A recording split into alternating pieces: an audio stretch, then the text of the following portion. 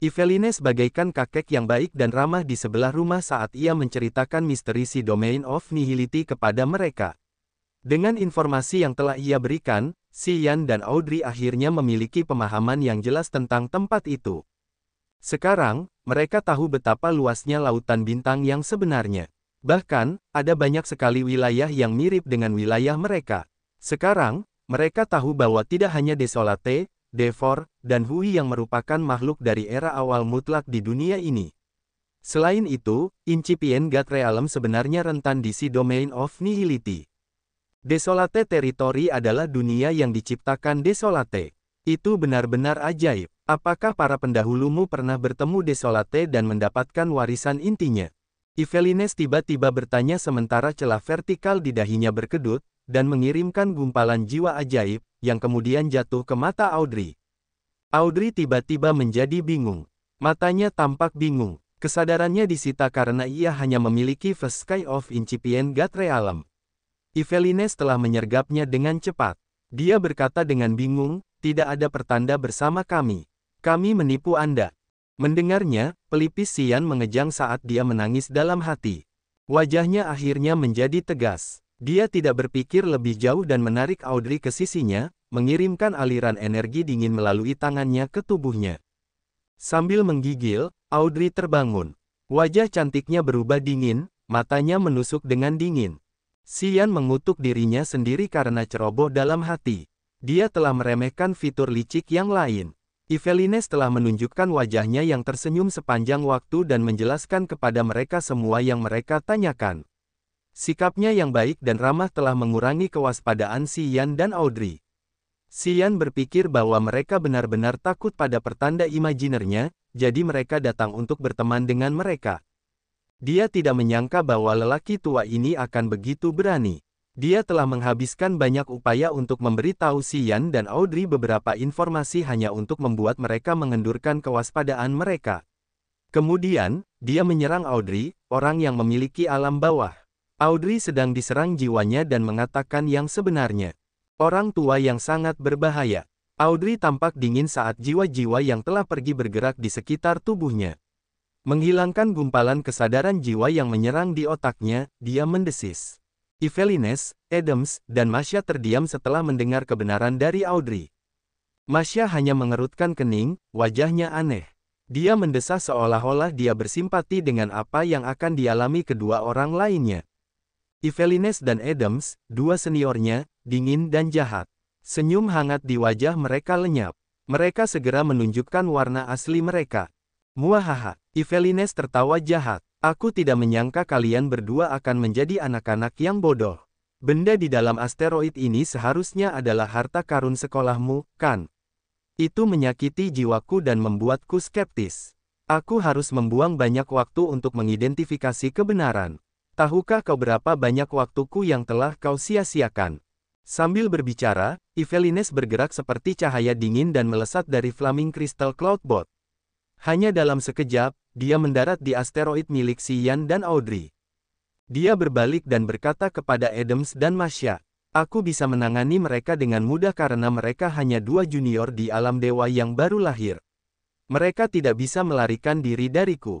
Kalian tidak perlu menyia-nyiakan kekuatan dewa kalian. Adams mengangguk dan berkata dengan muram, kalau begitu, kami harus mengganggumu, senior. Senior, bukankah kita seharusnya tidak bertindak begitu kasar seperti itu? Masya mengerutkan kening. Tidak ada aturan yang layak disebutkan di si Domain of Nihility. Mereka sudah bernasib buruk karena bertemu dengan kita. Selain itu, asteroid yang mereka tumpangi pasti memiliki sesuatu yang sangat bagus di dalamnya. Adams mendengus dan memarahinya. Ini pertama kalinya kau datang ke sini. Kau tidak tahu betapa jahatnya tempat ini. Jika kita bertemu dengan Second Sky of Immortal Realm di sini, kita tidak akan mengalami kematian alami. Jangan berbelas kasih. Kalau tidak, kau harus menanggung kerugian besar di masa depan. Masya mendesah lemah. Dia tidak mengatakan apa-apa lagi karena dia tahu itu tidak ada gunanya. Hei, orang tua, kau memang punya rencana yang gelap dan mendalam.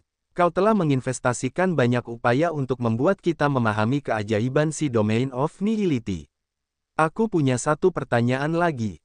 Apakah kalian mengatakan yang sebenarnya tentang tempat ini? Xian mengerutkan kening dan menatap Yvelines yang perlahan mendekat. Dia diam-diam mendesak kekuatannya. Tidak ada yang kami katakan kepada kalian yang salah. Tentu saja, untuk membuat kalian menunjukkan kelemahan kalian, aku tidak mungkin membuat kesalahan. Kalian tidak punya cukup pengalaman. Jangan salahkan aku karena bersikap jahat. Pada saat ini, Yvelines memasang wajah dingin dan kasar. Dia tidak mempertahankan sedikit pun raut wajah ramahnya.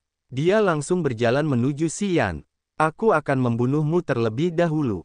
Kemudian, aku akan menggunakan jiwa adikmu untuk menyelidiki kekuatan ajaib di dalam asteroid ini. Petik 2. Kau ingin membunuh kami karena jiwamu terluka. Tidakkah kau pikir kau terlalu biadab? Xian memberinya senyum paksa. Petik 2. Jiwaku telah rusak parah. Itu telah memengaruhi terobosanku. Kalian harus membayarnya dengan nyawa kalian. Desis Yvelines. Rambut coklat keritingnya memancarkan lingkaran cahaya abu-abu. Dia melemparkan kedua tangannya ke langit. Cahaya emas tiba-tiba keluar dari telapak tangannya ketika dia melepaskan kekuatan dewa yang tajam. Tak lama kemudian, pecahan emas halus yang tak terhitung jumlahnya menyerbu seperti semburan miliaran jarum keras, mereka ditujukan pada Xian dan Audrey. Setiap pecahan emas memiliki seberkas kesadaran jiwa Yvelines.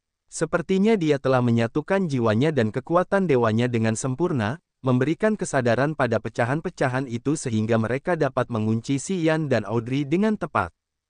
Hujan emas itu menghasilkan hujan deras. Jiwa-jiwa Audrey yang telah pergi menjerit di altar jiwanya. Tubuhnya memancarkan aura dingin, tetapi matanya tampak ketakutan. Dia baru saja memiliki basis kultivasi alam dewa awal langit pertama sementara Yvelines berada di alam abadi langit pertama. Upanisad kekuatan logamnya sangat dalam dan ajaib. Kecocokannya antara kekuatan dewa dan jiwa telah melampaui sebagian besar orang dengan Upanisad kekuatan logam di wilayah terpencil. Dia memiliki pemahaman mutlak tentang kekuatan dan jiwa. Perisai berdarah. Xian memasang wajah dingin. Dia mengangkat satu tangan untuk menyentuh kekosongan. Lautan darah muncul dan berubah menjadi perisai besar sebesar langit. Tanda awan darah pada perisai itu bergerak seperti bunga merah yang mekar. Itu telah menghentikan semua pecahan emas. Bang, bang, bang, pecahan-pecahan emas itu menghantam perisai berdarah itu. Sinar listrik emas memercik saat kekuatan logam di dalam pecahan itu menghantam perisai itu dengan keras. Darah membara di tubuhnya. Aura brutal melesat keluar dari kepala Xian seperti kolom darah yang menghubungkan tubuhnya dengan perisai berdarah itu. Ledakan. Perisai berdarah itu memancarkan lingkaran darah. Aura mematikan yang bisa membunuh semua makhluk itu meluas seperti air laut. Mata Yvelines berbinar. Dia berteriak keheranan. Dia terkejut karena Xian bisa menghentikan kekuatan supernaturalnya. Adams dan Masya di belakangnya juga terkejut. Jelas, mereka tidak menyangka bahwa Xian di langit ketiga alam dewa incipien bisa menahan serangan seniornya. Mereka tahu bahwa Yvelines belum menggunakan semua kekuatannya, tetapi jika Xian bisa menahan serangan seperti itu dalam keadaan kesenjangan besar antara alam mereka, pemuda ini bukanlah seorang pejuang biasa. Nak, kekuatan dewamu sungguh berlimpah. Tidak heran kau berani menjelajahi domain laut kehampaan meskipun kau tidak tahu apa-apa tentangnya. Tapi itu sangat disayangkan karena prajurit pertama yang kau temui di sini adalah aku. Yvelines tertawa puas. Begitu banyak pecahan emas muncul di telapak tangan Yvelines seperti kunang-kunang emas yang mengambang di kehampaan. Pecahan-pecahan itu mengembun dan berkumpul dengan cepat. Itu menjadi gergaji emas yang terhubung langsung ke lengan kirinya. Lengannya menggigil dan gergaji emas itu mengeluarkan pelangi emas, menggunakan ketajaman kekuatan logam yang dapat merobek segalanya dan dengan ganas menebas perisai berdarah itu. Bang! Jutaan pecahan emas memercik di permukaan perisai berdarah itu. Sebuah penyok muncul di perisai itu dan lingkaran cahaya dari banyak awan darah meredup. Retak, retak, retak. Tubuh Xian retak seolah terbuat dari batu giok. Tubuhnya yang keras seperti besi terkoyak oleh gelombang kejut yang mengerikan, pembuluh darahnya menonjol di bawah kulitnya. Namun, tidak ada pendarahan. Dia menggoyangkan bahunya. Vitalitas yang melonjak muncul di tubuhnya. Retakan dan luka di kulitnya sembuh dengan cepat. Tubuhnya bersinar dalam lingkaran darah. Aku tahu kau berada di alam abadi. Tapi sejak aku datang ke dunia ini, Satu hal yang kulakukan dengan baik adalah menghancurkan kesombongan dan kepercayaan diri para pejuang alam yang lebih tinggi. Xi Yan menyeringai. Kekuatan Upanishad-nya berubah. Keributan lautan bintang yang dalam dan luas meledak keluar dari tubuhnya. Tarian meteor. Cahaya bintang melesat keluar dari 10 jarinya seperti rantai yang melilit 10 asteroid di sekitarnya. Seketika, 10 asteroid itu telah menjadi anggota tubuhnya yang terentang dan senjatanya. 10 asteroid besar keluar dari arus asteroid yang cepat saat rantai cahaya bintang menariknya. Mereka dengan gerutuan menyerang Yvelines. Aura mereka jauh lebih ganas daripada miliaran pecahan emas Yvelines. Wajah Yvelines berubah. Adams dan Masya saling berpandangan, wajah mereka tegas. Mereka memiliki pemahaman baru tentang keberanian Xi Yan. Sekarang, mereka merasa menyesal karena Yvelines begitu tergesa-gesa. Dia seharusnya tidak membuatnya begitu serius sehingga mereka tidak bisa mengatasinya. Audrey memiliki akal sehat. Dia diam-diam mundur ke punggung Xi Yan dan melepaskan jiwanya yang telah pergi, kekuatan khususnya Upanishad. Dia menggunakan jiwa-jiwa itu untuk mengunci keributan Yvelines untuk mencegahnya menggunakan kekuatan jiwa untuk menyerang kesadaran Xi Yan. Biasanya, para pejuang alam tinggi akan memiliki kesadaran jiwa mereka satu tingkat lebih tinggi daripada para pejuang alam rendah. Terkadang, mereka dapat menggunakan kesadaran jiwa mereka untuk menghancurkan semangat dan kognisi para pejuang alam rendah, menjadikan mereka domba yang menunggu untuk disembelih. Ketika Audrey disergap, Xi Yan telah menyelamatkannya. Kalau tidak, dia pasti masih bingung sekarang. Karena itu, dia takut Xi Yan akan disergap dengan cara yang sama. Dia dengan hati-hati menggunakan kekuatan jiwa unik suku kegelapan Kekaisaran Upanishad, yang menggunakan begitu banyak jiwa yang telah meninggal sebagai pertahanan untuk mencegah Yvelines menggunakan jiwanya untuk mengganggu mereka. Swoosh, swoosh, swoosh. 10 asteroid besar itu seperti 10 bola raksasa yang membombardir Yvelines. Dia tidak berani berdiri dengan paksa. Dia berubah menjadi gugusan emas dan langsung melayang pergi. Gergaji emas itu masih terhubung dengan anggota tubuhnya. Di bawah kendalinya, gergaji itu menebas perisai berdarah itu sekali lagi. Tidak semudah itu, Xi Yan mencibir. Jari-jari di tangan kirinya berkedip. Sebuah asteroid mendesis saat bergerak untuk menangkis gergaji emas itu. Sinar cahaya emas yang tak terhitung jumlahnya menyala. Asteroid besar itu meledak dan batu yang terkelupas menghujani kemana-mana. Yvelines terguncang. Awan emas yang telah diubahnya menghilang. Ia muncul kembali dengan pincang, wajahnya merah. Setetes darah menetes dari mulutnya. Rupanya, ia terkena serangan sekali lagi. Kali ini, tubuh dewanya terluka. Xi Yan merasakan perasaan magis dan ceria. Setelah ia memurnikan tubuhnya dengan misteri dari otak Hui, altar jiwanya, tubuh, dan bahkan darahnya pun disublimasikan. Ia belum pernah bertarung melawan siapapun. Saat menghadapi Yvelines hari ini, ia merasa rileks dan tenang karena kekuatan dewa, darah, dan jiwanya telah mencapai tingkat harmoni yang luar biasa yang tidak pernah berani ia impikan. Cabang-cabang pohon kuno kekuatan dewa dan pembuluh darahnya terhubung. Begitu pikirannya berkedip, energi bintang yang melimpah pun terpicu, meluap tanpa henti. Seketika, tubuhnya dipenuhi dengan energi yang meledak-ledak tanpa henti atau kehilangan efisiensi di sepanjang jalan. Hanya dengan seberkas kekuatan dewa, ia dapat memaksimalkan kekuatannya hingga maksimal. Hal ini belum pernah terjadi sebelumnya. Sebelumnya, ketika kekuatan dewa di perut bagian bawahnya terpicu, kekuatan itu akan mengalir melalui pembuluh darahnya sebelum ia dapat menggunakannya. Selama proses ini, akan ada beberapa penundaan dan energi akan terbuang sia-sia di sepanjang jalan. Ia tidak akan dapat menggunakan semua energi yang diinginkan. Xi Yan fokus menjelajahi altar jiwanya. Laut kesadarannya, yang merupakan level terendah, sekarang menjadi lautan yang sangat luas. Sinar-sinar kesadaran jiwa yang tak terhitung jumlahnya tidak lagi berkabut atau berasap. Sekarang, mereka terwujud menjadi bentuk energi cair seperti air sungguhan. Itu adalah laut gelap dengan air laut yang bergumam di mana kekuatan inti yang dapat memelihara jiwa terisi. Aura laut ini bahkan lebih hebat daripada pohon kuno kekuatan dewa. Laut kesadaran telah menjadi laut sungguhan dengan air laut gelap yang sangat besar yang mewujudkan uap hitam. Uap hitam yang tebal muncul dan memelihara tingkatan kekuatan Upanishad, api surga, tingkat awal, jiwa tuan rumah dan jiwa bersama. Itu seperti sumber energi abadi yang dipasok ke altar jiwanya.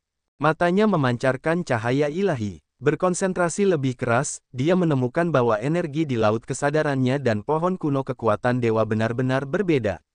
Itu seperti dua sisi mata uang. Namun, si Yan tercengang. Pohon kuno kekuatan dewa itu menyilaukan seperti berlian besar. Lautan kesadaran itu gelap gulita. Lautan itu tidak memantulkan cahaya apapun, tetapi terus-menerus bergumam. Begitu seberkas kesadaran jiwa terbang keluar dari laut, ia segera berubah menjadi transparan dengan kekuatan yang mengintimidasi. Tiba-tiba ia merasa bahwa lautan kesadarannya sedang menyembuhkan altar jiwanya dan mengubahnya. Selain itu, ia hampir tidak memahami apapun tentang energi baru, energi gelap di lautan kesadarannya. Pada saat ini, ia telah mengambil keputusan. Saat ia berada di domain laut, ia harus memecahkan kode energi yang misterius namun menakjubkan ini. Ia harus memahaminya dengan baik.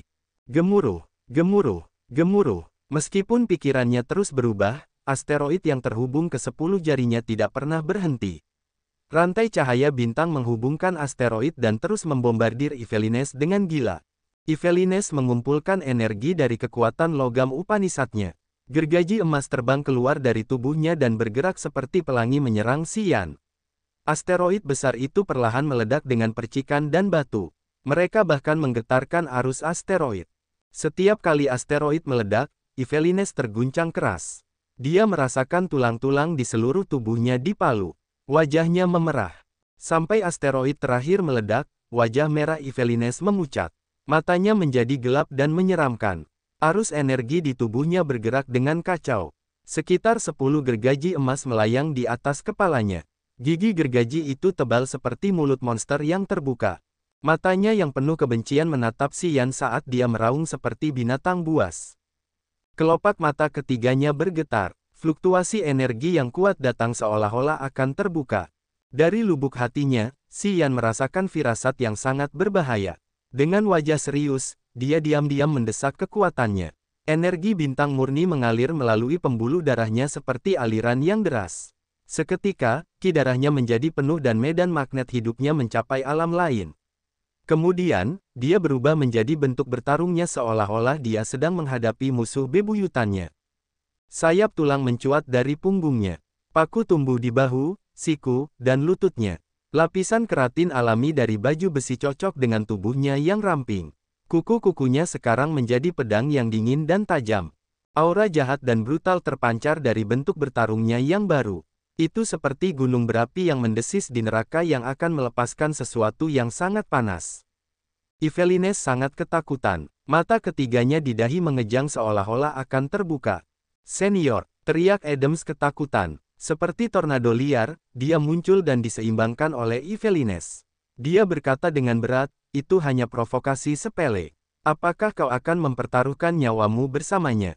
Meskipun teman kecil ini memiliki langit ketiga alam dewa yang baru lahir, kompetensinya yang sebenarnya tidak lemah. "Senior, biarkan saja." Saat dia berbicara dengan Yvelines, dia menggunakan bahasa wilayah terpencil sehingga si Yan dan Audrey bisa mengerti. Namun, saat berbicara dengan keras, dia telah mengirim pesan jiwa yang bijaksana kepada Yvelines. Darah anak ini tidak biasa. Dia dapat mengaktifkan kekuatan darahnya untuk berubah. Aku khawatir dia tidak mudah dihadapi. Senior, jiwa dan tubuhmu terluka. Tidak mudah untuk menang sendirian. Mari kita berpura-pura tidak bisa menguasainya. Kau dan aku akan bergandengan tangan dan menemukan kesempatan yang tepat untuk memukulnya dan membunuhnya seketika. Adams menggunakan jiwanya untuk berbicara dengan Yvelines. Saat Yvelines mendengarkan pesan rahasia Adams, mata ketiganya tidak terbuka, dia tampak seperti sedang mempertimbangkan saran Adams. Tidak jauh dari mereka, Masya mendesah lemah. Dia tahu bahwa Adams bahkan lebih ekstrim daripada Yvelines, dan pria itu dipenuhi dengan pikiran jahat.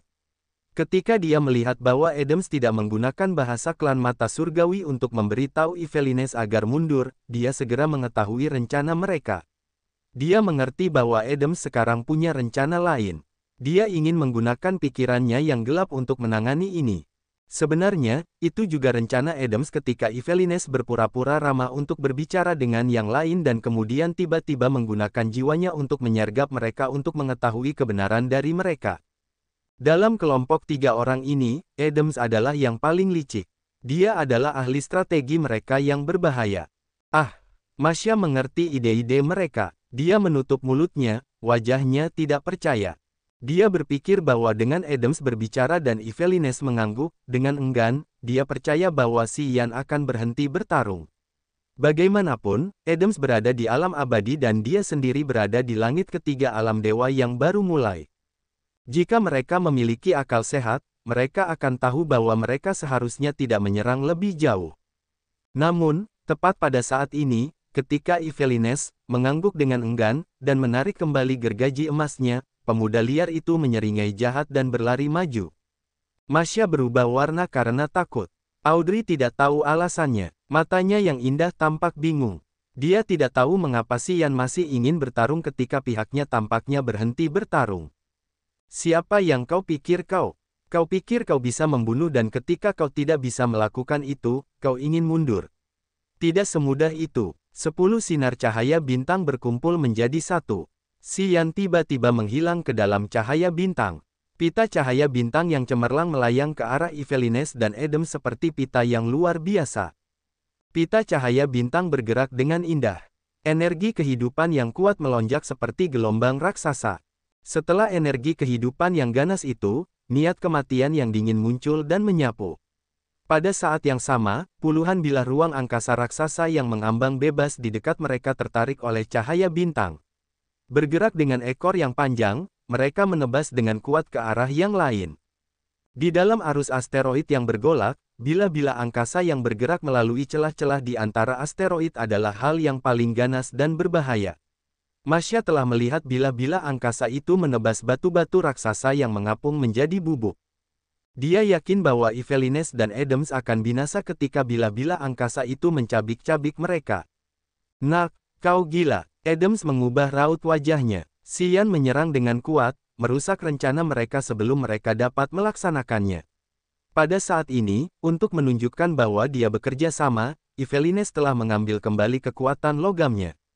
Ketika dia melihat semburan cahaya bintang yang deras datang dengan bilah-bilah angkasa yang tangguh, kulit kepalanya terasa mati rasa. Mereka tidak memperhitungkan karakteristik si Ian dan dia telah meremehkan cara si Ian yang mengintimidasi dan brutal. Mereka akan menerima kekalahan besar kali ini. Bor luar angkasa. Pedang luar angkasa yang tajam itu panjangnya ratusan meter. Mereka datang dengan luar biasa dan mematikan. Pedang tajam itu meluncur melalui kekosongan dan berdesis. Asteroid di sepanjang jalan mereka hancur seketika. Pedang luar angkasa menekan ke bawah seperti bor tajam dari langit. Adams dan Yvelines terguncang keras. Mereka tidak punya waktu untuk mempertimbangkan situasi. Mereka segera mendesak kekuatan mereka ke puncak. Mereka harus bergerak cepat seperti sambaran petir di antara asteroid. Mereka tidak berani berhenti bahkan untuk sesaat. Muahaha, kalian semua harus membayar harga yang mahal. Si Ian menyeringai jahat. Asteroid di sekitar Yvelines dan Adams tampaknya diaktifkan dengan cepat. Mereka menyimpang sambil melesat maju. Sambil menggerutu, mereka menerobos ke arah mereka berdua. Meskipun mereka tidak waspada, banyak asteroid telah menghantam mereka dengan keras. Mereka batuk darah dan tampak sangat kacau. Asteroid-asteroid itu seperti gunung setinggi ribuan meter yang seberat pulau abadi. Karena energi bintang si Ian telah terhubung dengan mereka dan mengendalikan mereka dengan kekuatan dewanya, mereka menjadi senjata mematikannya. Di lautan bintang yang luas ini, kekuatan bintang Upanishad milik si Ian adalah kekuatan yang tidak normal. Asteroid yang tak terhitung jumlahnya di tempat ini bisa menjadi senjatanya. Melawannya di sini sama saja seperti mencari kematian. Meskipun Adams dan Yvelines memiliki alam yang lebih tinggi, si Ian memiliki waktu dan kondisi yang tepat di sini. Dia bisa melukai mereka dengan keras. Senior, teriak Masya dengan suara menusuk. Perahu awan kristal menyala yang dinaikinya mengubah rutenya. Awan api terpancar dari kristal yang menyala. Asteroid mereka berubah menjadi pita cahaya bintang dan melesat ke arah Adams dan Yvelines. Wajah mereka berdua berlumuran darah. Pada saat ini, jiwa mereka terguncang keras. Mereka telah menyerah untuk membalas dendam. Mereka segera melompat ke kristal yang menyala. Adams mendesak, pergi. Tinggalkan tempat ini segera. Sungguh malang. Monster macam apa yang kita temui? Yvelines memasang wajah gelap dan kasar, menatap si Yan dengan sinis. Tunggu sampai jiwaku dan tubuh Tuhan pulih. Aku akan datang untuk mengambil nyawamu. Kau telah menindas kami dengan tak tertahankan. Dia penindas yang kejam. Jangan bicara seperti itu. Oh, dia mengejar kita. Astaga, dia ingin memburu kita. Masya berteriak, wajahnya pucat dan dingin. Di dalam aliran asteroid yang deras, si Yan seperti komet cemerlang yang terbang ke arah mereka dengan kecepatan yang sangat tinggi. Asteroid yang menghalangi jalannya telah secara proaktif memberi jalan kepadanya, seolah-olah dia adalah penguasa galaksi yang dapat mengendalikan bintang-bintang dan asteroid-asteroid. Dia terlahir sebagai penguasa bintang-bintang. Yvelines dan Adams menoleh ke belakang, wajah mereka berubah karena mereka dipenuhi dengan penyesalan yang mengerikan. Si Yan melesat melewati arus asteroid yang kacau. Batu-batu yang menghalangi jalannya secara otomatis bergeser ke samping untuk memberinya banyak ruang. Pedang ruang angkasa yang tajam dan berkilau melayang di dekatnya dan memberinya aura yang tak tertandingi. Dengan tubuhnya sebagai bintang jatuh, asteroid yang menghalangi jalannya, dan pedang ruang angkasa yang tajam bergerak di sekelilingnya, kekuatan yang dilakukan si Yan kali ini seperti segel yang dalam yang tercetak di Yvelines dan Adams. Mereka harus mendesis kesakitan. Jika mereka tahu si Yan begitu berani, bahkan jika mereka harus mati, mereka tidak akan memprovokasi mereka. Sekarang, mereka memiliki komet pembantaian ini yang mengejar mereka. Apa yang harus mereka lakukan? Untuk saat ini, Yvelines dan Adam sangat menyesal. Melihat si Yan datang seperti pelangi yang mematikan, kulit kepala mereka terasa mati rasa. Mereka pikir mereka akan binasa kali ini. Kau tidak ingin membiarkan kami pergi, kan? Masya melangkah maju. Sementara kedua seniornya terluka, dia datang ke belakang perahu awan kristal berapi untuk menghadapi si Yan. Secara ajaib, ketika Yvelines dan Adams melihatnya berjalan keluar, mereka sama sekali tidak tampak khawatir. Mata mereka berbinar. Sepertinya mereka sangat percaya padanya. Apa? Si Yan menyipitkan mata, pori-porinya terbuka. Secara naluriah, dia mencium bahaya. Dia menatap dingin wanita mata surgawi itu dan mengamati tubuhnya. Jika seniormu tidak ingin membunuh kami, aku tidak akan memburu mereka. Ketika seniormu menyerangku, aku tidak melihatmu mencegah mereka. Apa gunanya sekarang? Pedang angkasa tipis yang bersinar memancarkan cahaya yang menyilaukan, yang memiliki domain niat kematian yang dapat menelan semua jenis makhluk. Sama seperti iblis dari neraka, pedang itu menyambar perahu awan kristal berapi. Setelah mencapai langit ketiga alam dewa yang baru lahir, dia dapat menggabungkan kekuatan ruang, bintang, kematian, dan kehidupan Upanishad dengan mudah setiap kali pikirannya berubah. Sepertinya dia dapat menciptakan kemampuan supernatural baru dengan mudah. Berbagai energi dan teknik di tangannya dipamerkan seolah-olah mereka memiliki kesadaran. Serangannya bisa menjadi sangat mendalam dan ajaib. Pedang ruang angkasa yang bersinar memiliki kekuatan cahaya bintang dan domain niat kematian. Itu benar-benar kombinasi ruang, bintang, dan kematian. Orang biasa tidak akan pernah bisa menahan serangan seperti itu. Si Yan percaya bahwa bahkan Adams dan Yvelines akan merasa sulit untuk menahannya. Pada saat ini, Adams dan Yvelines keduanya terluka. Jiwa dan tubuh mereka terluka. Mereka tidak berani menggunakan kekuatan dewa mereka untuk menghadapi serangan ini dengan kuat. Mereka hanya bisa menghindarinya. Dia ingin memaksa mereka untuk menghindar, sungguh. Selama mereka melompat keluar dari asteroid yang menyala ini, dia akan segera mengendalikan pedang tajam untuk menghancurkan asteroid ini. Dia ingin memaksa yang lain untuk melawannya di arus asteroid. Dia segera menyadari kekuatan magis asteroid kristal menyala yang mereka tumpangi. Itu dapat menghindari bahaya dalam arus yang bergolak dan dapat meluncur melalui sabit ruang angkasa dan ledakan dengan mudah. Itu memiliki efek yang sama seperti asteroid dengan kuali giok berkaki 3 sebagai intinya. Begitu yang lain keluar dari perlindungan asteroid, si Yan yakin bahwa dia dapat membunuh Adams dan Yvelines dalam semburan asteroid ini. Karena batu-batu ruang angkasa itu berada di bawah kendalinya, mereka mendengarkan kekuatan bintang Upanishad-nya. Apakah kamu benar-benar berpikir bahwa kita tidak memiliki kekuatan untuk melakukan serangan balik? Masya menjadi dingin. Pakaiannya berkibar tanpa angin. Sepertinya ada arus listrik yang menyala-nyala di rambutnya yang coklat keriting. Raungan yang mengerikan tiba-tiba muncul dari dalam tubuh Masya. Dia menyentuh glabelanya dan mata ketiganya terbuka, menerangi seluruh dunia. Cahaya ungu yang indah segera menyelimuti area di depannya. Dalam cahaya ungu itu, seekor binatang buas dengan kepala naga dan tubuh singa yang sama megahnya seperti gunung besar muncul. Ia meraung marah pada Xian. Ledakan, gelombang kejut datang tanpa henti dan menghantam asteroid di sepanjang jalan menjadi bubuk. Bahkan pedang ruang angkasa pun meledak. Energi melonjak melalui mata ketiga Masya dan menyembur ke arah tubuh binatang buas yang memiliki kepala naga dan tubuh singa. Binatang buas yang kuat itu menjadi lebih ganas. Dalam cahaya ungu yang redup, ia menerobos dan meraung dengan mengerikan. Cakarnya yang tajam menarik dan meledakkan semua yang ada di jalannya. Ia meraung marah dan melemparkan cakarnya yang seperti gunung ke kepala Xian. Cahaya dingin yang memiliki kekuatan yang sangat tajam berkilauan di cakar binatang buas itu. Serangan ini dapat menghancurkan tulang-tulang Xian dalam sedetik dan mengubahnya menjadi bubur daging seperti asteroid-asteroid itu.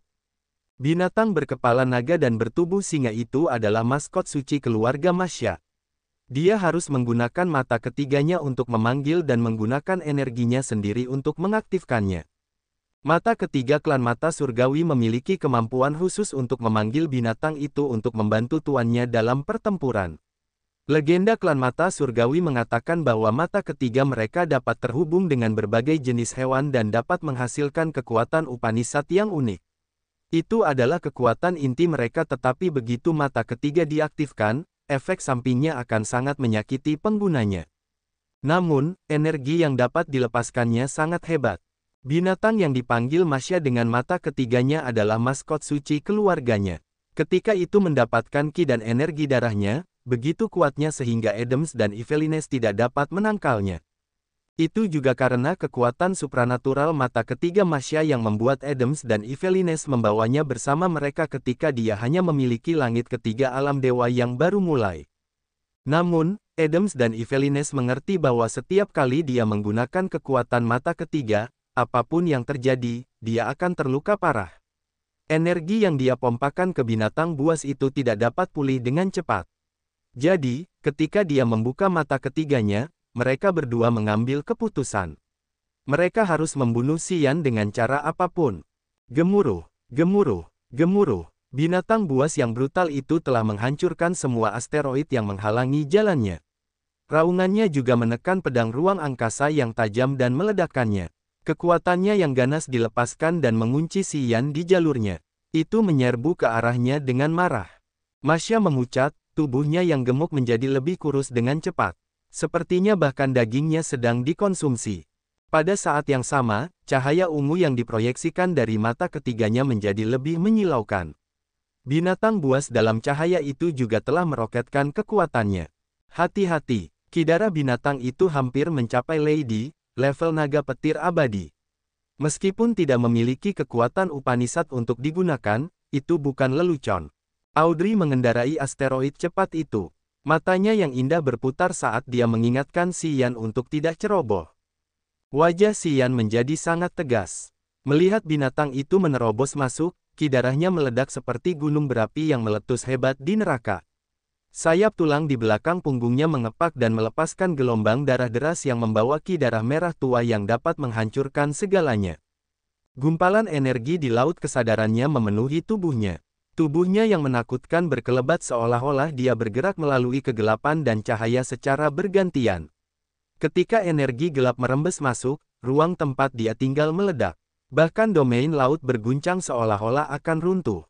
Di dalam arus asteroid yang cepat itu, puluhan batu besar meleleh tanpa suara. Kemarilah, Xian berteriak dengan marah. Dia tiba-tiba menghilang seolah-olah dia bisa menjadi tidak terlihat. Swiss. Sebuah luka berdarah muncul tepat di dada singa berkepala naga itu. Energi yang mengalir melalui tubuhnya tampak seperti pola kayu. Ia melolong, memekik, dan menyerbu menuju kehampaan, menggunakan cakar dan taringnya untuk mencabik dan menarik sambil mengibaskan ekornya yang panjang. Ledakan, Ledakan, ledakan. Xian dalam keadaan tak terlihatnya terkena cakar itu. Ia merasa seperti sebuah kapal perang besar baru saja menabraknya. Tubuhnya bergetar hebat, darah di tubuhnya mendidih. Ia muncul kembali. Sayap tulang itu berkibar seperti gergaji yang memotong ekor binatang itu. Tanpa diduga, sayap tulang Xian telah mematahkan ekor binatang berpola ungu itu. Retak, retak. Kuku tajam Xian menusuk ke binatang itu, kedengarannya seperti berlian yang pecah saat kerangka binatang itu meledak. Petui. Masya memuntahkan darah, wajahnya pucat pasi seperti selembar kertas putih. Cahaya yang terpancar dari mata ketiganya meredup. Dia tampak abu-abu. Ragu-ragu selama beberapa detik, dia menyentuh dadanya. Jantungnya mulai berdetak kencang 10 kali lebih cepat dari biasanya. Binatang buas itu tampaknya menerima lebih banyak dorongan. Ia menjadi sangat kuat dan lebih buas dalam sekejap. Xian terkejut. Yvelines bingung. Dia hendak membuka mata ketiganya. Namun, melihat Masya memicu kekuatan di dalam hatinya, dia berubah warna dan berteriak, "Tidak!" Teriak Adams, wajahnya pucat pasi. "Jangan!" Mereka mengabaikan Xian dan berlari ke arah Masya. Mereka berdua mengangkat satu tangan untuk menutupi mata ketiganya. Begitu cahaya ungu itu tertutup, singa berkepala naga itu mulai mati. Ia memudar dan menghilang perlahan. Wajah Masya tidak berwarna, tubuhnya yang lembut bergetar, jantungnya yang panik tiba-tiba menjadi lamban. Dia tampak lebih rentan daripada sebelum dia memicu energinya. Jantungnya perlahan berhenti berdetak. Keadaannya sangat aneh. "Aku ingin membunuhnya. Aku ingin membunuhnya." Yvelines menjadi gila. Mata ketiganya berkedut seolah-olah akan terbuka. Dia juga ingin menggunakan kekuatan Upanishad-nya yang akan menghabiskan vitalitasnya. "Menyelamatkan saudari kita jauh lebih penting," teriak Adams. Mata Yvelines berwarna merah delima. Mendengar panggilan Adams, dia bereaksi cepat. Mata ketiga mereka perlahan terbuka dan masing-masing memancarkan cahaya hijau dan biru. Cahaya dari mata mereka seperti medan magnet kehidupan yang menyelimuti Masya. Energi kehidupan ajaib dari cahaya tersebut perlahan memasuki mata ketiga Masya. Masya yang pucat mengatur napasnya saat cahaya menyelimutinya. Jantungnya yang lemah perlahan mulai berdetak lebih cepat. Kemudian, Xian mendarat di perahu awan kristal menyala mereka. Dia tampak tertarik, mengamati dan berjalan ke arah mereka. Xian, Audrey sedang duduk di asteroid. Karena bergerak cepat, dia sekarang dekat dengan Xian. Dia menatapnya dari kejauhan dan mengerutkan kening. "Kita tidak boleh bersikap ekstrim. Kita masih baru di sini. Kita tidak boleh menyinggung banyak orang. Nanti akan sangat sulit bagi kita." Xian terkekeh dan menggelengkan kepalanya. "Aku tidak pernah berbelas kasihan kepada musuh. Kalau aku tidak cukup kuat, kau dan aku pasti sudah terbunuh kali ini." Mereka tidak akan menunjukkan belas kasihan, tahu. Sambil berbicara, dia berjalan ke arah Yvelines, Adams, dan Masya. Yvelines dan Adams sedang dalam proses kritis penyembuhan mereka untuk menyelamatkan Masya. Meskipun mereka tahu bahwa pemuda itu tidak datang dengan niat baik, mereka tidak bisa terganggu. Kebencian yang mendalam tampak di mata mereka, tetapi mereka tidak berani menghentikan proses penyembuhan. Jika mereka menghentikan pengobatan, Masya akan mati saat medan magnet hidupnya terkuras. "Yah, aku tidak menyangka kalian berdua, para senior, akan memiliki kasih sayang yang mendalam kepada adikmu. Cinta benar-benar berbahaya bagi orang-orang. Aku tidak menyangka kalian akan menyerah berjuang untuk mempertahankan medan magnet hidupnya." Itu menyentuhku. Xian mengerutkan kening. Dia mendesak kekuatannya dan energi gelap di laut kesadarannya menciptakan dua tanda aneh. Tanda awan darah yang tidak dapat dilihat oleh mata telanjang terbang keluar dari glabelanya dan menghilang ke dalam hati Adams dan Yvelines. Energi itu dapat memicu energi destruktif untuk menghancurkan hati mereka seketika. Xian tahu bahwa selain jiwa, hati adalah titik terlemah dari para prajurit mata surgawi. Mereka berbeda dari Xian. Bahkan jika hatinya hancur, dia dapat menggunakan darahnya untuk menciptakan yang lain. Ketika tanda itu memasuki Adams dan Yvelines, itu berarti Xian telah mengendalikan hidup mereka sekarang. Dia tidak merasa malu ketika dia menyerang dua lainnya saat mereka tidak dapat diganggu. "Kemarilah, sekarang aman. Kita bisa berbicara dengan mereka dengan baik." Xian melambaikan tangan pada Audrey. Di atas Flaming Crystal Cloud Boat, Yvelines dan Adams memancarkan cahaya hijau dan biru yang menyelimuti tubuh Masya. Cahaya itu seperti life original fluid yang dapat memelihara dan mengisi ulang medan magnet kehidupannya. Detak jantung Masya yang lambat menjadi stabil. Pada saat itu, Xian mengirimkan tanda awan darah ke jantung Yvelines dan Adams. Dua orang lainnya dapat merasakannya dengan jelas, tetapi mereka tidak memiliki kekuatan untuk menolak. Mereka harus menunggu hingga Masya pulih untuk merencanakan langkah selanjutnya. Tidak jauh dari mereka, Audrey merasa tenang saat melihat Xian tidak langsung membunuh yang lain. Dia mengerutkan alisnya dan memanggilnya, apa yang harus kulakukan dengan asteroid ini? Asteroid yang dinaikinya memiliki kuali berkaki 3 yang misterius sebagai intinya. Kuali besar itu memiliki begitu banyak simbol, yang merupakan bahasa dari era awal mutlak dan membawa misteri yang tak ada habisnya. Audrey dan Xian ingin mengartikan bahasa dan kekuatan magis kuali itu agar mereka tidak membiarkan kuali itu menjauh dari pandangan mereka. Mendengarnya, Xian sempat bingung. Kemudian, dia berkata, "Oh, mudah saja." Dia kemudian mengirimkan gelombang cahaya bintang yang melonjak untuk merantai asteroid yang menyala itu. Perahu awan kristal menyala ditarik dan mendesis ke arah Audrey. Adams, Yvelines, dan Masya, pemilik perahu awan itu, tidak dapat mengalihkan perhatian untuk melakukan hal lain. Mereka hanya bisa menatap Xian menggunakan kekuatan dewanya untuk mengalihkan mereka. Ledakan. Seluruh kristal menyala jatuh di asteroid Audrey. Itu tidak terlalu besar. Setelah mendarat di asteroid dengan kuali berkaki 3 di dalamnya, asteroid menyala itu mengambil sekitar seperempat area. Asteroid menyala itu berhenti. Mata indah Audrey berbinar. Dia dengan lincah melompat ke atasnya. Tak lama kemudian, dia berdiri di samping Xian dan menggunakan matanya yang dingin dan tenang untuk menatap ketiga orang lainnya. Yvelines dan Adams masih melepaskan energi mereka untuk menyembuhkan saudara perempuan mereka, Masya. Aura Masya perlahan pulih dan medan magnet kehidupannya yang kelelahan menjadi cukup. Klan mata surgawi memang aneh. Mereka dapat berbagi energi jiwa melalui mata ketiga. Sungguh ras yang misterius. Audrey fokus mengamati mereka untuk beberapa saat. Dia merasa tertarik dan lebih penasaran saat dia memperhatikan ketiga orang lainnya. Kekuatan jiwanya Upanishad benar-benar luar biasa. Itu membantunya menjadi lebih peka terhadap fluktuasi energi jiwa. Dia menemukan bahwa Yvelines dan Adams dapat menggunakan mata ketiga mereka untuk mengirimkan energi jiwa inang mereka ke Masya dan meningkatkan medan magnet kehidupannya dan memberinya vitalitas.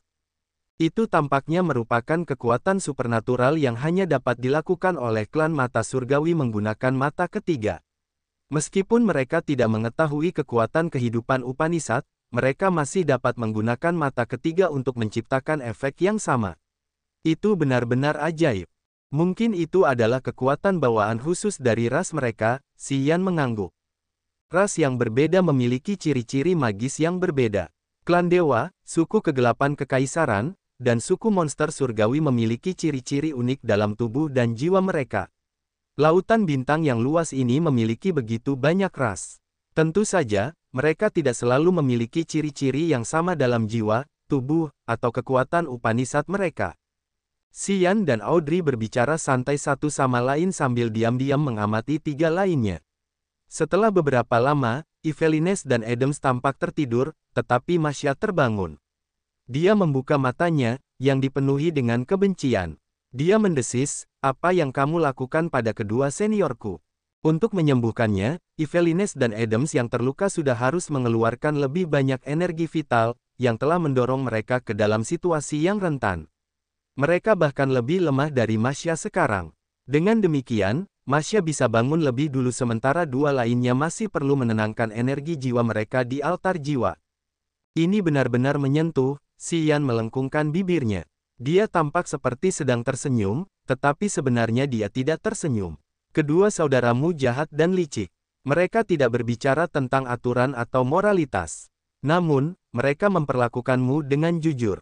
Haha, demi menyelamatkan hidupmu, mereka tidak peduli dengan keselamatan mereka sendiri untuk memberimu energi vital. Mereka telah menyentuhku. Mereka membuat pengamat seperti kita merasa tersentuh. Jika mereka tidak peduli dengan Masya, Adams dan Yvelines tidak akan harus menanggung tanda darah Xian. Mereka akan memiliki kesempatan untuk melarikan diri. Karena Marsa, mereka memutuskan untuk tinggal dan menyembuhkannya tanpa mempedulikan nyawa mereka. Aku akui bahwa saudara-saudaraku sedikit ekstrim. Namun, mereka belum benar-benar menyakiti kalian. Kami bahkan telah memperkenalkan pengetahuan dasar tentang alam semesta kepadamu. Apalagi yang kamu inginkan? Masya menarik napas dalam-dalam, matanya tajam. Jangan terlalu menekan kami. Kalau tidak, aku bisa membayar dengan kultivasiku yang rusak untuk membunuh kalian semua. Xian, Audrey mengangkat alisnya dan berkata, serahkan saja padaku. Xian mengangkat bahu. Dia berkata, bagus kalau begitu. Lebih mudah membiarkan seorang wanita berbicara dengan seorang wanita. Kedua seniormu mempertaruhkan nyawa mereka untuk menyelamatkanmu. Aku ingin tahu apakah kau juga peduli dengan nyawa mereka. Tanya Audrey, wajahnya yang dingin tampak sombong. Sekarang, nyawa saudara-saudaramu ada di tangan kita. Jika kita mau, kita bisa membunuh mereka seketika. Masya berubah warna dan menggertakkan giginya. Dia menatap Audrey dengan pandangan jahat. Audrey tidak mengubah raut wajahnya saat dia berbicara dengan lemah, sebenarnya, kami tidak akan memburumu sampai akhir. Kami membutuhkan pengetahuanmu. Selama kau bekerja sama dengan memberikan penjelasan menyeluruh seperti yang kami minta, aku yakin kau bisa bertahan hidup dengan baik. Dia berbalik dan mengonfirmasi dengan Xian, benar. Sambil mengangkat bahu, Xian berkata dengan santai, kau benar. Audrey adalah putri dari Imperial Dark Tribe dan dia dulu bekerja dengan Xian saat mereka berada di Desolate. Sebelum dia menunjukkan kekuatannya, Audrey adalah pemimpin kelompok prajurit hebat dari banyak wilayah bintang. Xian tidak meragukan kebijaksanaan dan ketajaman matanya. Dia tahu Audrey akan berusaha sekuat tenaga untuk mereka. Jika dia ingin membunuh mereka, dia pasti sudah melakukannya. Yang dia inginkan adalah apa yang sedang dilakukan Audrey. Mereka membutuhkan lebih banyak informasi tentang lautan bintang yang luas. Dalam kasus terbaik, mereka ingin tahu arah untuk kembali ke wilayah Desolate. Jika mereka tahu misteri tempat ini, mereka dapat membuat rencana dan perjalanan dengan mudah. Rupanya, Audrey tahu apa yang paling kurang dari mereka saat ini. Dia bertindak dengan kecepatan normal, wajahnya acuh tak acuh. Membunuh kalian tidak akan menghasilkan apa-apa bagi kami. Kami membutuhkan kerja sama kalian. Mendengarkannya, kebencian Masya mereda. Dia merenung sejenak dan kemudian berkata, kita harus menunggu sampai seniorku bangun. Tidak masalah. Di daerah ini, waktu adalah sesuatu yang sangat kita miliki, kata Audrey dengan tenang. Setelah beberapa saat, Yvelines membuka matanya, wajahnya muram. Dia menatap Xian dengan marah dan menggertakkan giginya seperti binatang buas yang dikurung. Suasana hatinya tidak stabil. Xian menyeringai dan pikirannya berkelebat, mengaktifkan seberkas kekuatan. Yvelines merasa jantungnya dihantam. Tubuhnya menegang, wajahnya pucat. Dia memegangi dadanya dan berjongkok di tanah. Kau, Masya berteriak dengan suara menusuk seperti binatang buas. Dia ingin menyerbu dan melawan Xian. Tenanglah, kau ingin saudara-saudaramu hidup atau tidak? Saudaramu yang marah lebih dulu. Kurasa kau harus berbicara dengan saudara-saudaramu agar mereka tahu posisi mereka. Jangan berpikir bahwa kalian masih mengendalikan segalanya. Audrey berteriak, matanya dingin. Kekuatan jiwanya menyertai suaranya dan langsung memasuki laut kesadaran Masya. Masya merasa seperti es baru saja dituangkan ke dalam tubuhnya. Tubuhnya yang lembut bergetar dan pikirannya yang jernih kembali. Ia bergegas menasihati dua orang lainnya. Senior, mereka tidak ingin membunuh kita. Mereka hanya butuh kerja sama kita.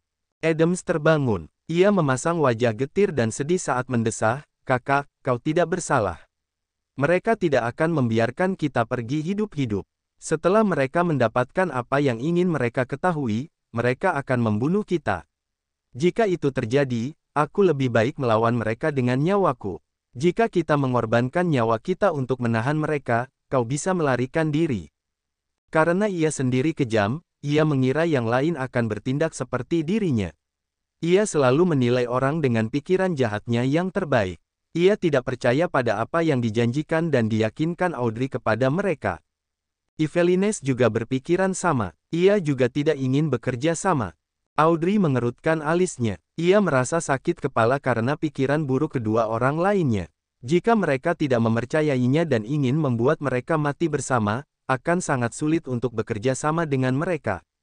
Ia tidak dapat menahan diri untuk tidak menatap Xian. Xian memasang wajah aneh. Sebenarnya, ia tidak memiliki pikiran yang baik. Di matanya, orang-orang seperti Evelines dan Adams harus ditelan setelah mereka sama sekali tidak berharga baginya. Ia meningkatkan kekuatannya dengan cara itu. Ia tidak menyangka bahwa kedua orang lainnya akan ingin membunuh semua orang bersama-sama alih-alih bekerja sama. Sambil mengusap dagunya, ia mendesah. Ia sekarang memiliki kognisi baru tentang betapa licik dan jahatnya ras alien itu. Ia tahu bahwa jika ia tidak menanganinya dengan baik, yang akan ia dapatkan hanyalah 3 mayat tanpa informasi yang berguna. Kalian jahat. Ia mendengus dan pikirannya berubah saat ia mengambil kembali tanda yang tertanam di hati Evelines dan Adams. Kemudian, dia berkata, kalian bebas sekarang. Bahkan jika kami bertarung lagi, akan sangat sulit bagi kami untuk membunuh kalian semua. Ya, kurasa kalian tahu kami bukanlah buah kesemak lembek yang bisa kalian remas sesuka hati. Untuk tujuan besar, dia bisa melepaskan sesuatu saat dia harus melakukannya. Itulah karakteristik mendasar dari orang-orang yang bisa merencanakan hal-hal besar. Mata Audrey berbinar. Dia tidak bisa menyembunyikan pujiannya untuknya. Dia mengangguk dan tersenyum padanya sebelum beralih ke yang lain. Bisakah kita bicara sekarang? Sayangnya tidak, Masya terkejut. Dia melihat lingkaran cahaya yang tiba-tiba terpancar dari cincin di pergelangan tangannya dan berkata, anggota klan Kadal Naga ada tepat di depan kita. Kita akan segera bertemu dengan mereka. Sepertinya kita tidak jauh dari wilayah klan Kadal Naga. Kita harus lulus ujian. Apa kalian bercanda? Xian memasang wajah dingin. Meskipun Evelines dan Adams dibebaskan, mereka tidak memberikan wajah baik kepada Xian. Mereka berdiri di samping Masya dan siap bertarung kapan saja.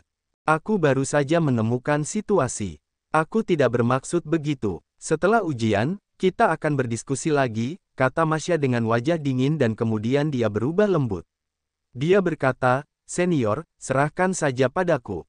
Jangan terlalu impulsif. Jika kalian mendengarkanku, kalian tidak akan terluka parah seperti ini. Adams dan Evelines ragu-ragu sejenak dan mendesah dalam hati. Akhirnya, mereka mengangguk. Kereta perang putih yang terbuat dari tulang binatang muncul di arus asteroid di depan dan membawa 10 alien. Mereka memegang tombak panjang dan berdiri tegak. Alien-alien itu berkulit abu-abu kecoklatan dengan punggung bungkuk. Mereka memiliki tanduk tajam di kepala mereka sementara tubuh mereka menyeret ekor yang panjang. Ekor panjang ini sekaku besi atau baja dengan banyak pola aneh. Tinggi mereka sekitar 3 meter, penampilan mereka menakutkan. Mereka memiliki tangan besar dengan jari-jari seperti kait. Aura yang keluar dari tubuh mereka berlimpah dan ganas. Kelompok 10 alien ini mengendarai kereta perang tulang putih dan bergerak di sekitar arus asteroid untuk berpatroli. Mereka adalah anggota klan Kadal Naga. Masya menatap mereka. Cincin di pergelangan tangannya bersinar. Seperti token masuk yang aneh, itu menarik perhatian anggota klan Kadal Naga. Mereka segera mendekat. Audrey berubah warna. Dia diam-diam tetap dekat dengan Xian dan bersembunyi di belakangnya. Dia tidak berani menunjukkan wajahnya. Wilayah kekuasaannya cukup rendah di tempat ini. Dari tubuh para prajurit Kadal itu, dia bisa merasakan aura yang mengerikan. Karena itu, dia cukup bijak untuk tetap tinggal. Mereka hanya memiliki satu alam langit pertama abadi dan sisanya berada di alam dewa yang baru mulai.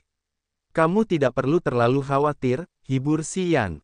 Mereka adalah penjaga di area pinggiran klan Kadal Naga. Pada saat ini, Kadal Naga bangun dan menyantap makanannya. Dia menarik banyak orang untuk datang ke sini, tetapi hanya mereka yang memiliki token masuk yang benar-benar dapat memasuki wilayah klan Kadal Naga.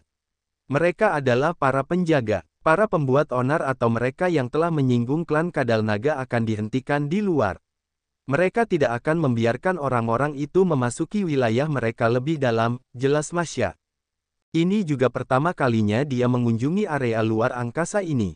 Bagaimanapun, Adams dan Evelines telah menjelaskan semuanya kepadanya. Dia memiliki pengetahuan tidak seperti Xian dan Audrey yang bodoh, yang tidak memiliki apa-apa selain kabut di kepala mereka. Xian mengangguk, wajahnya sangat tegas. Dia siap untuk mengambil tindakan kapan saja. Dia tidak tahu apa yang akan dilakukan Adams dan Yvelines yang licik setelah dia melepaskan mereka. Jika mereka bergabung dengan para prajurit klan Kadal Naga untuk menyerangnya, dia harus mempertahankan bentuk bertarungnya dan menghancurkan kepercayaan diri mereka dengan ganas. Biarkan aku yang mengurus mereka, Masya menatap tajam ke arah kedua seniornya. Adams dan Yvelines memasang wajah dingin dan tidak mengatakan apapun. Itu berarti mereka setuju dengannya. Masya segera meninggikan suaranya, menggunakan bahasa asing untuk berkomunikasi dengan anggota klan Kadal Naga, yang baru saja mendekati mereka. Dia menyerahkan cincin di pergelangan tangannya kepada pemimpin di alam abadi tim patroli. Pria itu memiliki mata yang ganas dengan aura pembunuh. Dia menerima token masuk dan memeriksanya sendiri. Setelah itu, wajahnya menjadi lebih ramah. Dia menunjuk Audrey dan Xian, orang-orang yang tampaknya bukan milik klan Masya seolah-olah dia bertanya tentang identitas mereka. Masya telah menyiapkan alasan, jadi dia memberitahunya dengan lancar. Pria itu merenung sejenak dan kemudian melambaikan tangannya untuk membubarkan yang lain. Tepat setelah itu, asteroid yang ditunggangi Xian meluncur melewati para penjaga klan Kadal Naga, menyatu dengan aliran asteroid. Mereka terus bergerak menuju wilayah klan Kadal Naga. Apa yang kau katakan padanya? Audrey terkejut. Aku mengatakan kepadanya bahwa kalian adalah budak kami, Masya tidak menyembunyikannya. Wilayah kalian relatif rendah. Dengan mengatakan demikian, kalian diizinkan pergi. Itu karena para prajurit dari wilayah terpencil kalian sudah lama tidak muncul di wilayah laut kehampaan. Anggota klan Kadal Naga juga tidak mengenal ras kalian. Setelah mereka melewati titik pemeriksaan klan Kadal Naga, Masya merasa rileks. Adams dan Yvelines juga merasa jauh lebih aman. Alis mereka yang berkerut mengendur. Banyak orang di alam abadi dari wilayah terpencil kami juga datang ke sini untuk berlatih. Tidak ada yang pernah bertemu mereka. Audrey tidak bisa mengerti. Itulah yang juga membuat Xian khawatir. Dia tahu bahwa Xuan He dan 4 Raja Surgawi Agung dari klan Dewa dulunya berkultivasi di wilayah laut kehampaan ini. Bahkan Spark dari alam abadi palsu telah datang ke daerah pinggiran. Rumor mengatakan bahwa Ming Hao, kepala pengendali jiwa, telah menyembunyikan tubuh aslinya di wilayah laut kehampaan. Jadi, mengapa Masya mengatakan bahwa makhluk-makhluk dari wilayah terpencil sudah lama tidak mengunjungi tempat ini? Xuan He, Ming Hao, dan 4 Raja Surgawi Agung tidak pernah berkomunikasi dengan alien-alien itu. Itu tidak terbayangkan. Mungkin para prajurit dari wilayah terpencil juga berpindah-pindah di sekitar domain laut. Namun, mereka belum datang ke daerah tempat makhluk-makhluk berkumpul. Mungkin mereka tidak tahu daerah-daerah tertentu tempat makhluk-makhluk tingkat tinggi itu muncul. Bahkan jika mereka telah mengembara selama ribuan tahun, mereka mungkin tidak melihat seorang pun. Kau tahu bahwa domain laut ketiadaan itu sangat luas, jelas Masya. Itu seperti mengembara di lautan luas sendirian dan ada banyak orang sepertimu yang datang dari pantai yang berbeda. Seberapa besar kemungkinan kalian bertemu? Kecuali kau tahu beberapa pulau yang sering dikunjungi orang, kemungkinannya tidak terlalu tinggi. Dia memberikan contoh yang langsung dan hidup. Xian dan Audrey langsung mengerti masalahnya. Si Domain of Nihility begitu luas sehingga banyak ras tinggal di sana. Namun, mereka hanya pergi ke beberapa zona tertentu. Jika Anda tidak tahu tempat-tempat itu seperti mencari jarum dalam tumpukan jerami. Peluang mereka untuk bertemu orang sangat kecil. Si domain begitu luas. Butuh ratusan atau bahkan 1000 tahun bagi seorang ahli Immortal Realm untuk berlari dari satu wilayah ke wilayah lain. Adams dan Yvelines tidak begitu ramah kepada Xian, tetapi mereka tidak menghentikan Masya untuk menjelaskan situasinya kepada mereka. Itu karena itu hanya pengetahuan umum yang tidak akan memengaruhi mereka sedikit pun. Dia tidak akan pernah mengungkapkan apapun yang berhubungan dengan rahasia klan mata surgawi. Kata-kata Misa membuat Audrey sedih. Jika tidak ada makhluk dari Desolate Territory yang beroperasi di sini, Audrey tidak akan dapat menemukan seseorang yang dikenalnya untuk menemukan jalan pulang. Dengan kata lain, mereka akan terjebak di sini untuk waktu yang lama. Apa yang kau ketahui tentang energi gelap? Tanya Xian tiba-tiba. Dari apa yang dikatakan Xiao dan Tianxie, ia tahu bahwa kekuatan baru di laut kesadarannya disebut energi gelap. Itu juga energi yang telah dikendalikan Bloodthirsty tahun itu. Selain Bloodthirsty, ia adalah orang kedua yang memahami energi itu di wilayah Desolate. Ia memahami bahwa energi gelap sangat kuat dan menakutkan. Namun, ia tidak tahu bagaimana cara menggunakannya. Ia tidak tahu tentang asal-usulnya dan fitur-fitur khususnya. Ia berpikir bahwa tim Masya telah banyak berkomunikasi dengan alien, jadi mungkin ia tahu sesuatu tentang energi gelap. Ia ingin tahu lebih banyak tentang energi gelap. Anehnya, Masya begitu terkejut hingga ia menggelengkan kepalanya.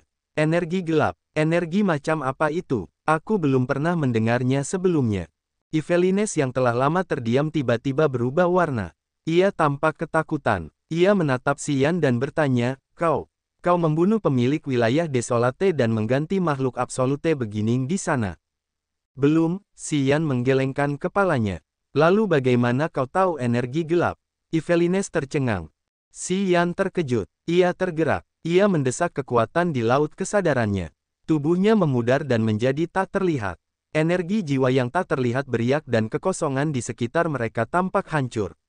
Asteroid besar itu dihancurkan oleh tangan tak terlihat. Aku bisa menggunakan energi gelap. Meskipun aku berada di tahap paling awal, aku mengendalikan kekuatan itu, jelasnya. Yvelines terguncang. Ia menarik napas dalam-dalam dan berkata dengan getir, jika kau memberitahu kami bahwa kau mengendalikan kekuatan itu, kami tidak akan menyentuhmu. Kau benar-benar monster. Senior, Adams juga bingung. Karena dia tidak tahu betapa hebatnya energi gelap itu, dia tampak skeptis. Energi gelap itu juga disebut energi negatif. Itu benar-benar kontras dengan kekuatan dewa kita. Energi semacam ini tidak dapat dikenali. Namun, bersama dengan energi yang mengendalikan lautan bintang yang luas ini, itu dianggap sebagai energi para pencipta. Hanya mereka yang memahami energi gelap yang dapat menciptakan alam semesta dan melewati alam abadi untuk mencapai level leluhur wilayah. Di lautan bintang yang luas ini, tidak banyak orang yang dapat mengendalikan energi gelap. Masing-masing dari mereka adalah karakter absolut yang dapat memikul seluruh dunia. Energi gelap dapat menciptakan dunia atau alam semesta baru.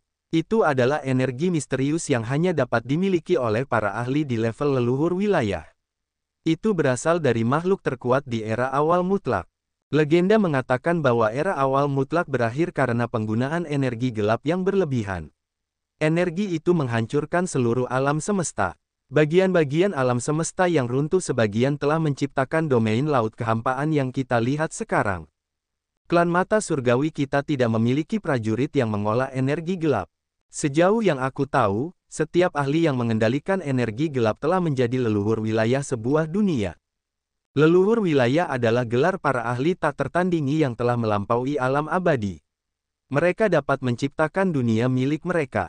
Mereka dapat menciptakan makhluk. Setiap makhluk awal mutlak yang kuat adalah salah satu leluhur wilayah. Mereka adalah leluhur alam semesta. Mereka mengendalikan kehidupan makhluk yang tinggal di sana. Mereka dapat mendistorsi aturan alam karena mereka adalah satu-satunya dewa di dunia itu. Ketika dia melihat Xian lagi, dia dipenuhi dengan rasa takut. Kamu baru mencapai langit ketiga alam dewa yang baru mulai, tetapi kamu dapat mengendalikan energi gelap. Tidak heran mengapa kamu begitu ganas. Itu berarti bahwa setelah kamu mencapai alam abadi, kamu akan menjadi lebih mendominasi. Juga, ada kemungkinan bahwa kau bisa menjadi leluhur wilayah yang baru. Kau dapat menciptakan duniamu sendiri dengan makhluk-makhluk yang unik. Apa yang dia katakan telah mengguncang yang lain. Adams dan Masya juga ketakutan. Ketika mereka melihat Xian, mereka tidak menjaga ekspresi mereka yang biasa. Cikal dari generasi kedua klan Kadal Naga, yang disebut Kadal Naga, dapat menarik arus asteroid sambil makan. Apakah dia tahu energi gelap? Tanya Xian dengan aneh. Tidak, Yvelines menggelengkan kepalanya, ranah dan kekuatannya mendekati level leluhur wilayah. Sayangnya, dia belum menguasai energi gelap, jadi dia tidak dapat menciptakan dunia yang sama sekali baru. Dia tidak dapat dianggap sebagai leluhur wilayah yang baru. Bagaimanapun, dia memang seorang pejuang yang tak tertandingi. Dia sangat terkenal di domain laut Nihility. Setelah mereka tahu bahwa Xian memiliki energi gelap, Yvelines mengubah sikapnya terhadap Xian.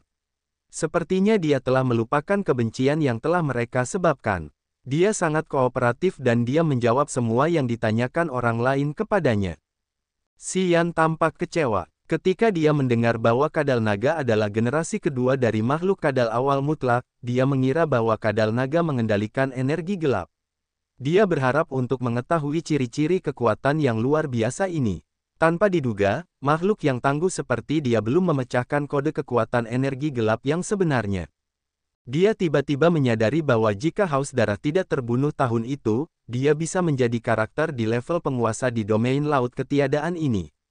Sambil mengusap dagunya, dia merenung sejenak dan kemudian menggunakan pedang angkasa untuk memotong asteroid di bawahnya, memperlihatkan bagian dari kuali giok berkaki 3. Dia memperlihatkan karakter kecebong dan bertanya, apakah itu bahasa era awal mutlak? Apakah kamu tahu simbol-simbol itu? Juga, apakah kamu tahu cara menjinakkan benda ini? Yvelines membungkuk untuk mengamati dan kemudian dia menjadi ketakutan. Setelah waktu yang lama, dia menenangkan diri dan bertanya, tolong katakan yang sebenarnya. Apakah kamu membunuh leluhur wilayah dan menggantinya? Kalau tidak, mengapa kamu mengendalikan energi gelap dan senjata suci dari era awal mutlak?